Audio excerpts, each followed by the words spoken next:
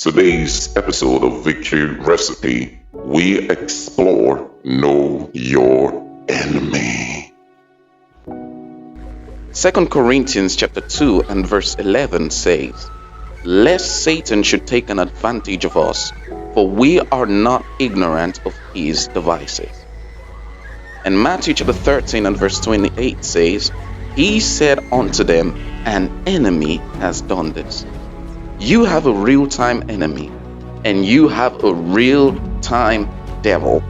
He's not only attempting to overdo, outdo, overcome, overpower, disengage, destabilize, and destroy you. He's also looking for every means to destroy everything God has planned for your life. The moment you know about your enemy, you've beat him. You will no longer be surprised.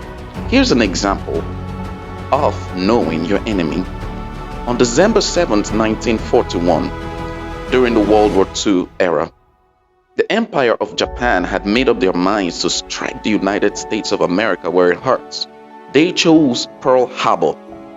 And right there at Pearl Harbor, there was a massive stack of naval and air force bases, and the greatest battleships in the nation were all around that area, in that one place.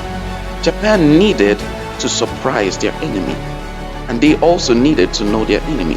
They decided to send in spies as tourists into the Pearl Harbor, and they took pictures, details, geographical maps of the place, and went back to their home country and staged for the first time in American history a surprise attack.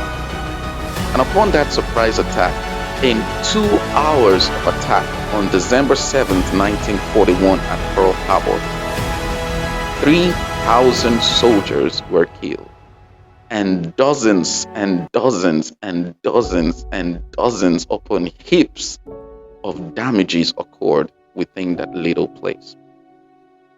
Jesus tells us in his word in 1 John chapter 5 and verse 4, "For whatsoever is born of God overcometh the world. And this is the victory that overcometh the world." It tells us in another place in 1 Timothy chapter 6 and verse 12, "Fight the good fight of faith."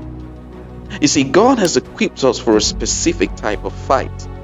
The only fight that counts and the only fight that matters, the good fight of faith. It is the only worthwhile battle we will ever engage in, you will ever engage in. It's a good fight because it has been real.